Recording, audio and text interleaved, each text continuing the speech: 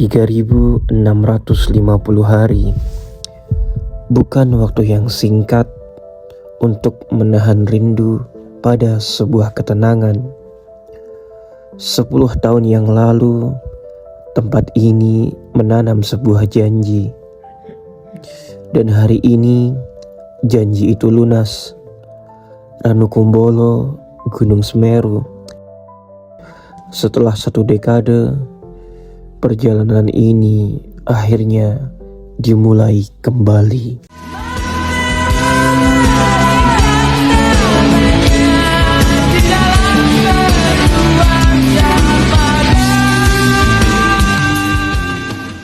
Perjalanan kali ini dimulai dari kota Malang menuju desa Ranupani, gerbang utama menuju Gunung Semeru. Sebelum sampai di sana, kita akan melewati Kecamatan Tumpang. Nah, ini adalah tempat terakhir untuk kalian beli logistik, isi bensin, dan persiapan yang lainnya. Nah, sekarang sampai di Pasar Tumpang, kita masih beli makan. Kita mau beli rawon untuk persiapan makan malam. Ini masih pukul 06.30-an lah. Kita mau OTW ke Basecamp Ranupani setelah ini. Setelah dari Pasar Tumpang, kita melanjutkan perjalanan.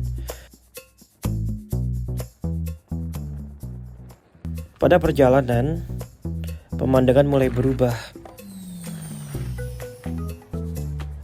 Berubah hamparan kebun sayur hijau yang memanjakan mata. Udara yang makin dingin, jalan berkelok, dan pemandangan pegunungan di kanan dan juga di kiri benar-benar bikin mata nggak mau kedip. Kalau biasanya macet bikin emosi, macet di sini malah bikin betah. Soalnya yang dilihat bukan klakson, tapi pegunungan hijau yang sangat memanjakan mata. Kalau lihat pemandangan kayak gini, bawaannya seger banget mata. Gimana rasanya? Dingin nggak? Dingin aman. Gimana feelnya hari ini? Sosis. Ini kita perjalanan ke Ranupani. Ya, kita sempat berhenti sebentar setelah Jemplang karena ada view bagus banget. Jadi di bawah kita ini savana Teletubbies dulu. Ya. Jadi tempatnya orang-orang kalau mau ke Bromo, mau ke savana tuh lewat sini.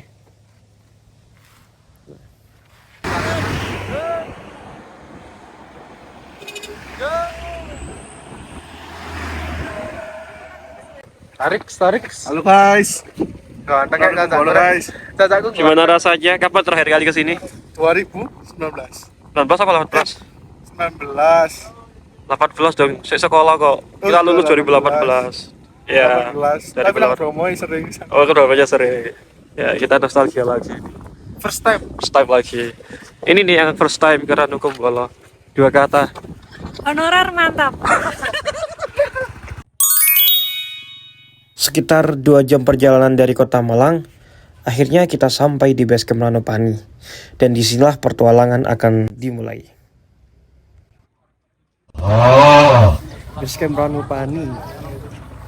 Ini pukul 7.30-an. Kita sampai Basecamp Ranupani. Belum. Kalau waktu pertama kali naik ke Ranukumbolo, loket pertama di sini. Jadi dulu antri di sini. Saya masih pernah tanpa harus antri booking tiket yang sampai sekarang war-war gak garu-garuan. Jadi dulu di sini. Sekarang udah pindah di sebelah sana di arah pintu masuk di Ranukumbolo. Sesampainya di Basecamp Ranupani, kita tidak bisa langsung memulai pendakian. Kalian harus registrasi ulang, pengecekan identitas dan perlengkapan, serta memastikan semua administrasi sudah lengkap.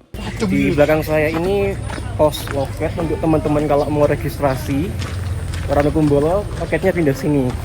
Jadi pengalaman pertama, siapkan berkas rangkap 2, jangan sampai lupa. Ya, karena bakal ribet, jangan sampai gak bawa KTP, jangan sampai ada yang hilang. Oke? Oke, Pengalaman pertama. Nanti akan ada cek ulang, diverifikasi apakah benar yang bersangkutan, seperti itu.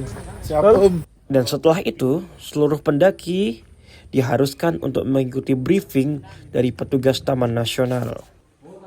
Dalam briefing ini dijelaskan berbagai aturan selama pendakian, mulai dari larangan, ketentuan, informasi, dan semua hal yang ada di Ranukumbolo Gunung Semeru. Kurang lebih 45 menit dari pos 3 sudah kelihatan keindahan Ranukumbolo yang bentang luasnya kurang lebih sekitar 15 hektar. Terbayar rasa capek kita, rasa lelah kita dengan keindahan Ranukumbolo. Tapi saya yakin rasa pegelnya masih tetap ada.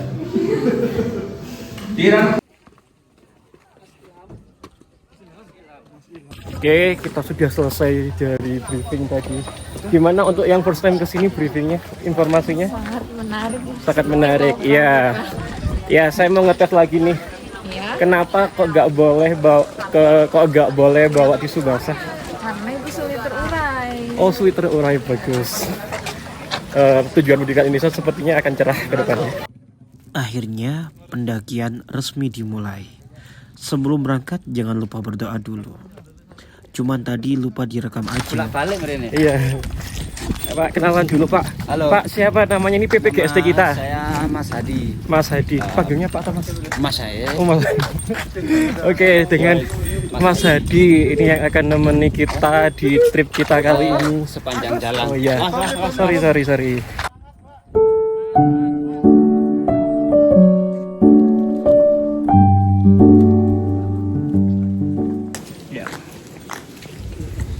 Gerbang impian para pendaki.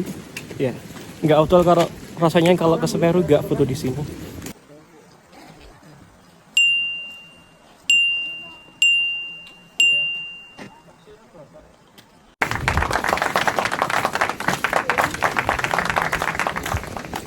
Ya, kita mulai jalan.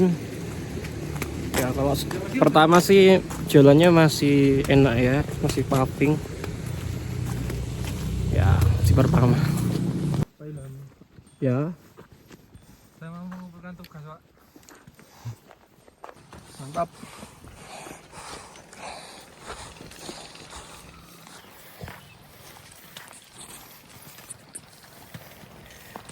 Nostalgia pendakian. Dulu mendaki sama teman SMA. Cuman sekarang dari seluruh teman SMA semuanya udah nikah, udah kerja, udah nggak tahu kabarnya gimana. Ya, buat teman-temanku yang dulu ke Ranukumbolo bareng, sukses semua kalian. Everybody needs a little time away. I heard her say from each other. Even lovers need a holiday. Far away from each other. Suruh syuting pakai. Ya. Motor tadi. Lu udah ta. Kan celana Bos. Iya, Bos celana. Gimana? Masih kuat? Masih kuat? Masih.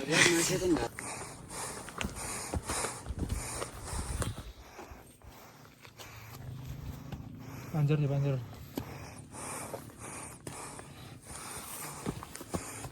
Pertengahan pos 1 Landengan Dowo. Pos 1 masih setengah jalan lagi.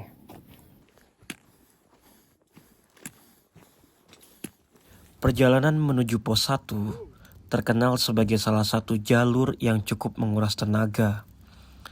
Jaraknya sekitar kurang lebih 3-4 km dari gerbang pendakian. Didominasi dengan tanjakan yang lumayan bikin nafas mulai bernegosiasi dengan kaki.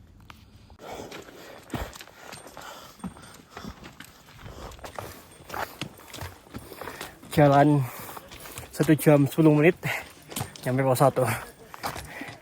Lumayan cukup menguras tenaga.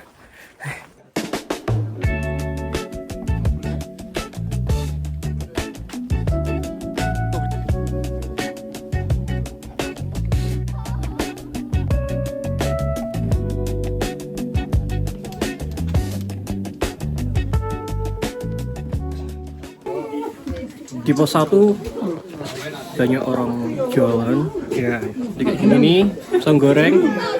Ini pisang goreng frozen ya, karena dingin. Cuman gimana pun kalau udah di Semeru semuanya enak. Satunya harganya 2,5, masih nggak berubah dari 6 tahun yang lalu.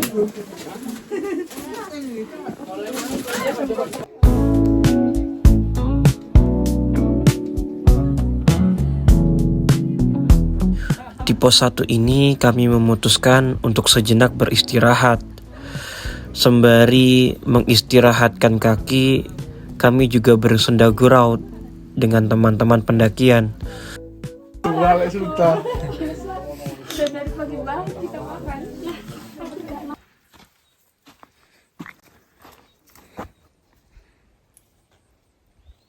Setelah beristirahat, kami melanjutkan perjalanan.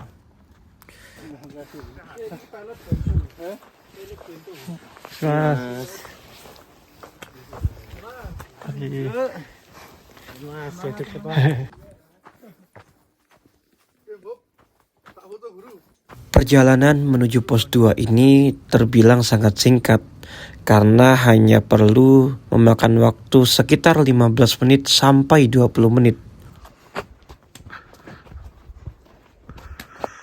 Pos 2 ya, sekarang di pos 2 pukul 12.35 ya. Sesampainya di pos 2, kami memutuskan untuk beristirahat sejenak. Kami makan buah dan kami juga makan siang agar tenaga terisi kembali. Bakar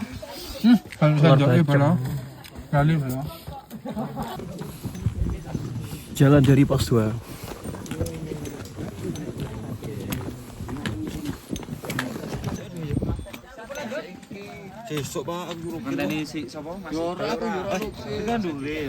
Dalam perjalanan, aku mengingat sebuah kata.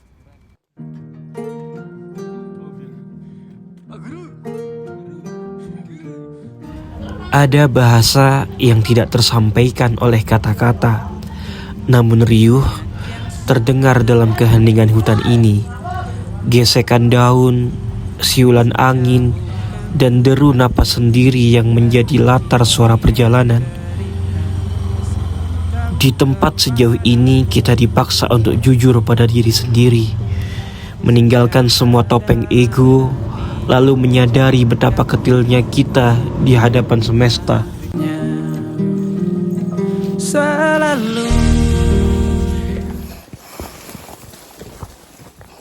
Di belakang saya di lembah. Ini antara pos 2 ke pos 3. Ya. Seingatku dulu kalau sudah nyampe sini tuh dekat sama Watu Rejeng. Jadi Watu Rejeng itu seperti pos bayangan antara pos 2 dan 3. Nah, masih asri banget. Dulu masih rame banget, sekarang udah nggak begitu rame.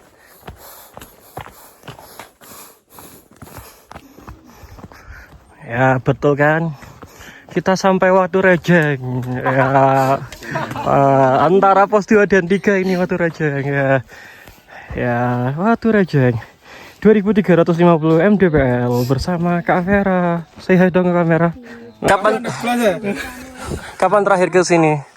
2019. 18 ya, 17-an lah. 17-an kan ya. Masih ada Watu Rejeng ya. Sepet geradak. Terabas. Oke. Fun fact, kenapa namanya di waktu Fun fact, kenapa posnya, tempatnya dinamakan Watu Rejeng? Itu karena setelah kita melewati pos tadi, di sebelah kanan itu persis banget banyak sekali tebing bebatuan. Makanya dinamakan Watu Rejeng. Setahu saya gitu sih.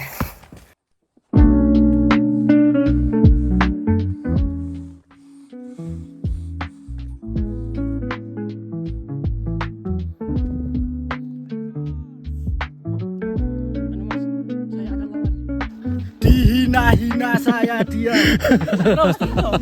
Direndah-rendahkan saya juga diam. Tapi diracun saya akan diam. Saya akan lawan. Saya akan lawan.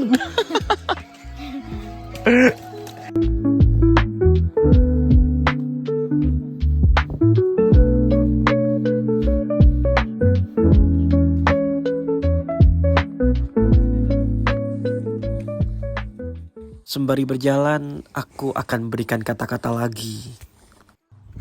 Setiap langkah yang kian berat adalah guru terbaik. Ia menguji sabar yang mulai menipis. Ia mengikis ragu yang sempat mengusik. Di jalur ini tidak ada tempat untuk kesombongan. Kita hanya berjalan selangkah demi selangkah, membawa rindu yang menolak untuk menyerah.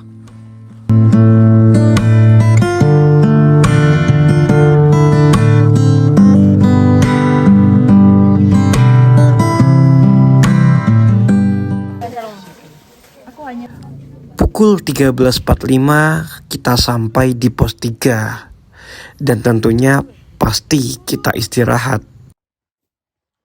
Di sini terlihat sekali wajah-wajah kelelahan dari teman-teman. Ada yang mengeluh kakinya sakit, ada yang mengantuk, bahkan ada yang mengeluh dia kok gak ngasih jawaban-jawaban ya. 20.000. Ini wajib beli nih kalau ke Semeru, betul Bu ya? Betul. Bu, saya beli semangka 6 Bu. Berarti 15.000 ya? Oke. 6. Ya ini semangkanya seperti ini. Pakai apa Mas? Ding ding. Butuh kamera. Itu udah direkam kan? Terima kasih. Oh, saya beli masuk itu. Jangan menyerah. Syukuri apa yang ada. Terima kasih guru. Apa terus? Hidup adalah anugerah. Terima kasih guru. Ya tinggal 1. Pos 3. Dulu kalau masih jalur yang lama lewat atas sini, naik ke atas terjal. Sekarang sudah ada jalur baru.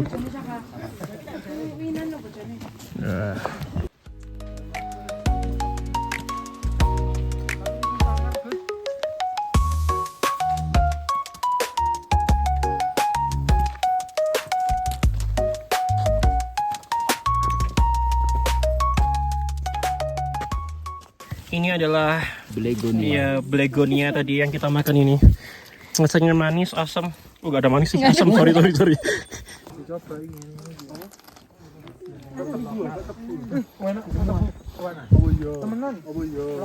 Apa? Asem. Asam. Pak Guru, coba Pak Guru. Enak?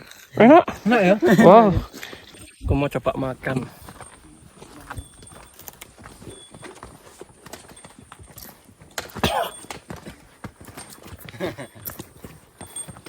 Kayak beli minggu loh. Iya. Enak ini dibuat masak-masak ini kayak bisa ini. Keliling dunia dan temukan banyak tempat-tempat untuk singgah. Sementara.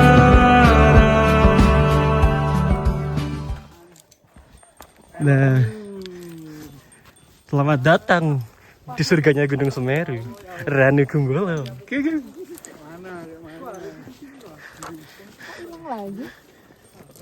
Oh itu di bawah gak kelihatan. Ayo Mas Kim. Selak kabutnya hilang. Ya, kita sampai pos 4. Ya, pas coba gini doang teman-teman. Gak ada yang jualan. Karena udah dekat Ranu Kumbolo.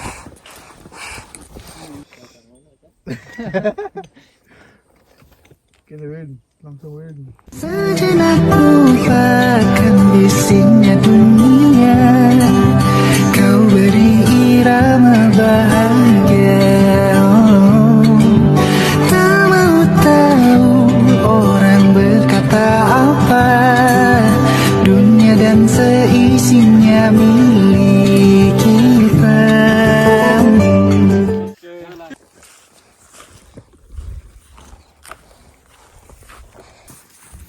Kita sudah sampai di Ranukumbolo. Belakang kita ini danau. Ya, kita masih perlu jalan lagi sekitar 15 menit untuk sampai di spot camping yang di depannya Tanjakan Cinta. Masih sebelah sana.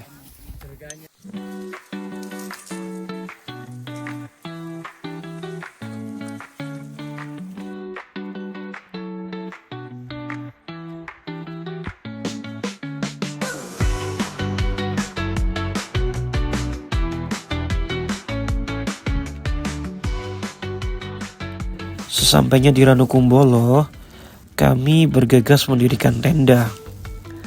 Setelah tenda berdiri, kami berbagi tugas untuk memasak. Menu makan malam kali ini cukup sederhana, yaitu nasi dengan rawon dan dipadukan tempe goreng yang baru saja kami masak. Menu ini terasa nikmat sekali setelah seharian penuh kami menempuh perjalanan menuju surga tersembunyi di Gunung Semeru.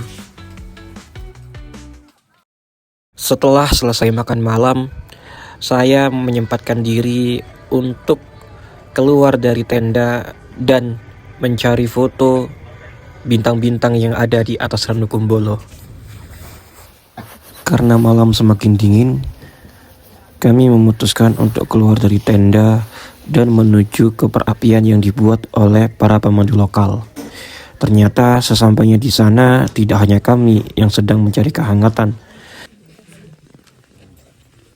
Banyak dari pendaki lain yang berkumpul karena dinginnya Ranukumbolo yang saat itu pada alat pengukur suhu tertera -3 derajat. Anjay. Apa kata Cak ya? Apa makna api unggun? Api unggun itu mempersatukan, terjadi interaksi, dan itulah hakikat api unggun. Anjay. Ternyata seluruh teman-teman pendakian juga berada di perapian. Sepertinya memang dinginnya malam itu tidak bisa ditaklukkan. Tiba-tiba hal yang sangat kami takutkan malam itu terjadi. Kejadian yang sama sekali tidak kami inginkan ternyata benar-benar terjadi pada malam itu.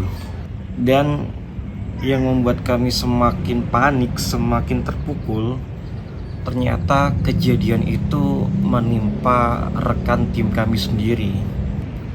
Waktu saat itu berada di pos perapian, aku sempat melihat temanku ini, Putri. Wajahnya itu udah terlihat sangat pucat, tatapannya kosong, dan tubuhnya ini seperti mulai perlahan kehilangan energinya. Saat itu sebenarnya aku masih berpikir bahwasanya sepertinya mungkin dia hanya kecapean.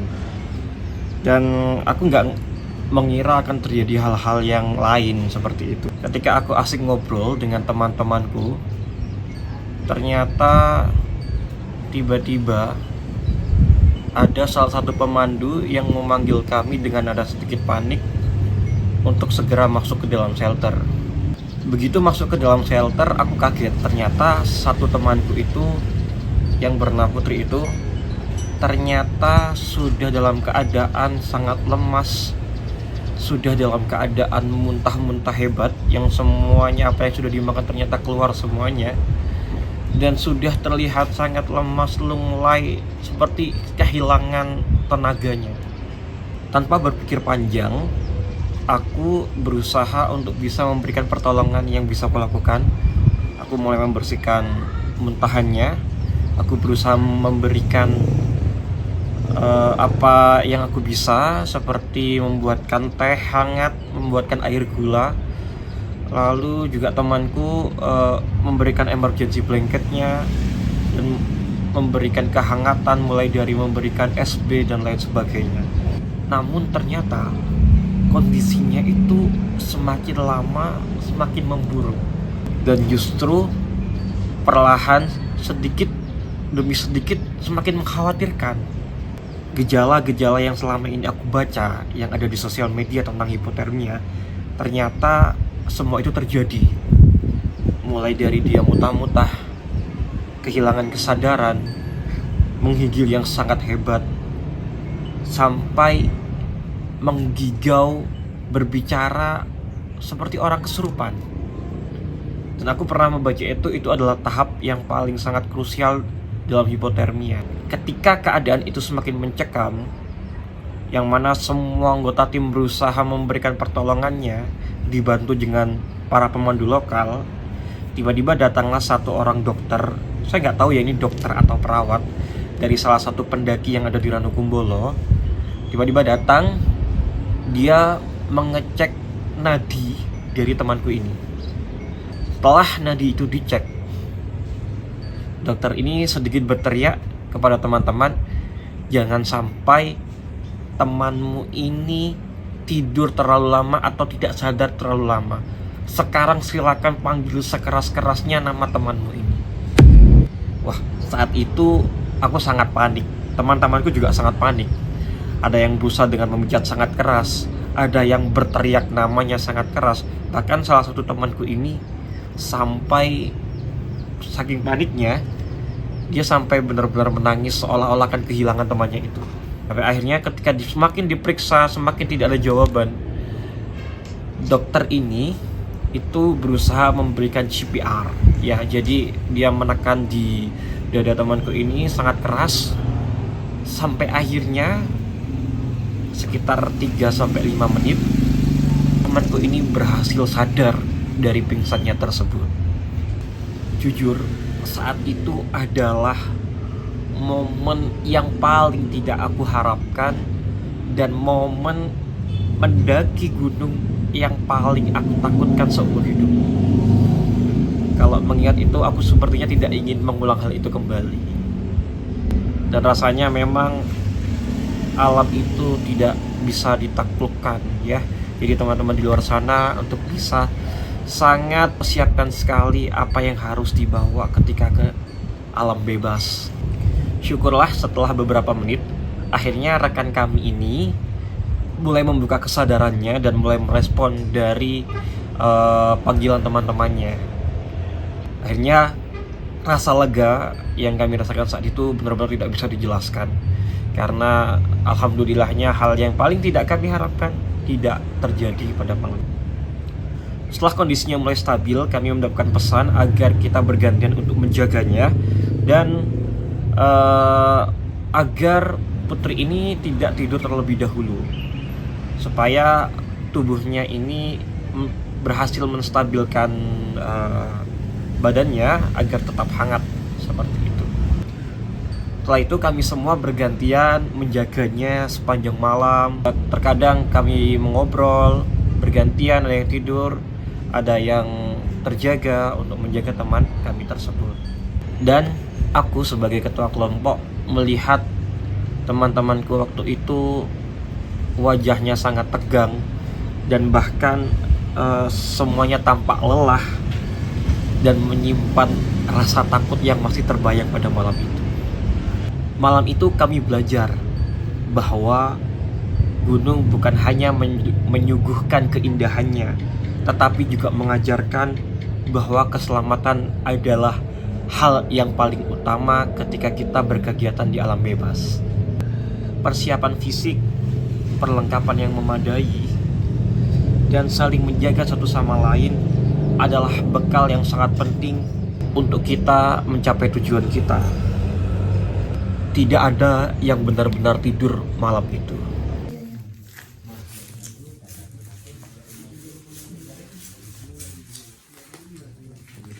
Kami bergantian menjaga sampai fajar mulai terbit di ufuk timur.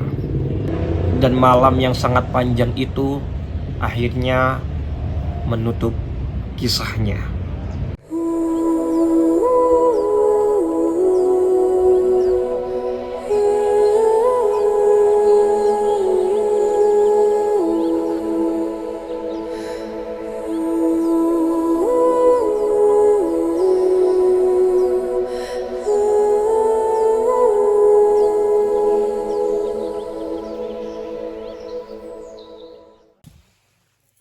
Selamat pagi di Ranukumbolo. Ini hari kedua kita. Pagi ini kita udah persiapan untuk masak sandwich. Udah panggang roti. Setelah ini kita saksi saus bawang patty. Ya, setelah malam yang cukup panjang dan cukup melelahkan karena terdapat banyak kejadian, nanti saya akan spill di cerita di akhir video.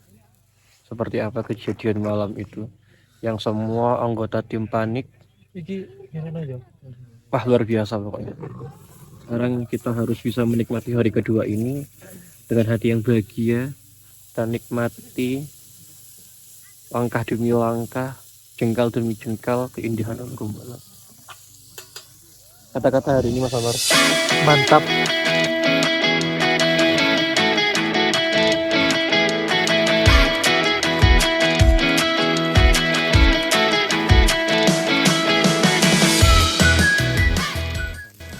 Pagi ini, suasana di depan tenda terasa jauh lebih hidup. Asap dari kompor lapangan mulai mengepul, membawa aroma masakan sederhana yang rasanya jauh lebih nikmat dari restoran bintang 5 manapun. Mengunyah makanan hangat sambil saling melempar tawa, kami menertawakan kepanikan semalam.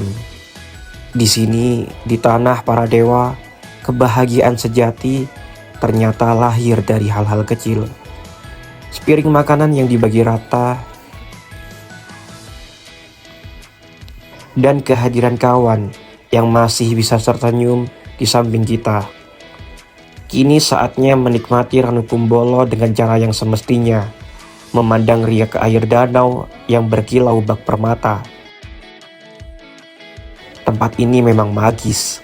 Ia bisa menjadi sangat kejam di malam hari, namun begitu anggun saat pagi menjelang. Kami duduk terdiam, membiarkan mata ini merekam setiap sudut keindahannya, menyimpan rapat-rapat dalam ingatan bahwa di balik dinginnya yang ekstrim, Ranukumbolo selalu punya cara untuk membuat kita jatuh cinta lagi dan lagi. Hari kedua explore Ranukumbolo. Kita telah selesai explore di tempat kayu yang tumbang pohon. Kita mau coba explore ke tempat yang lain, mau ke Ororombo, mau ke Tanjakan Cinta.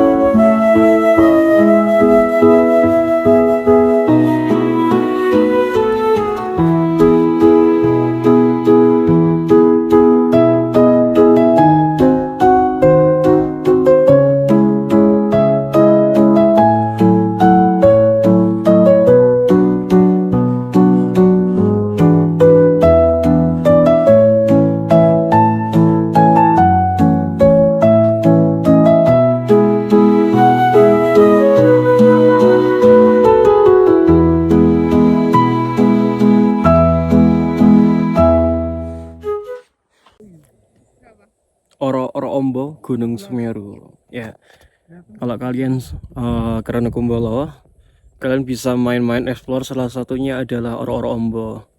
Nah, kalau kalian beruntung, kalian datang pas musim hujan, itu biasanya Orombo, savana yang luasnya sekitar 15 hektar lebih, itu view-nya seperti padang savana hijau yang sangat indah. Dan di Orombo itu ada bunga yang namanya Verbena brasilias. Ya, itu bunga invasif, tapi warnanya itu ungu. Jadi banyak orang ngira itu bunga lavender.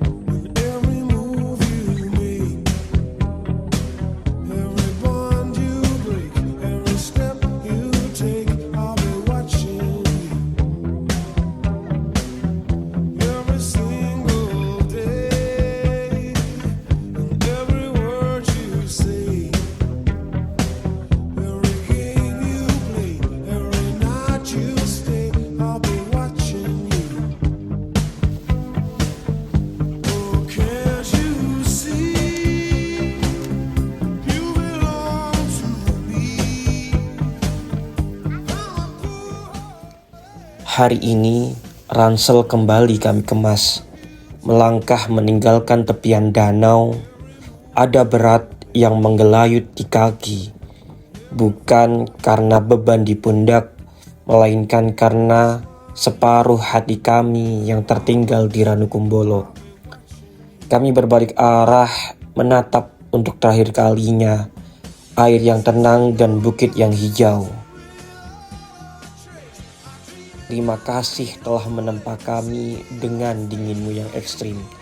Dan terima kasih telah merawat kami dengan keindahanmu yang magis.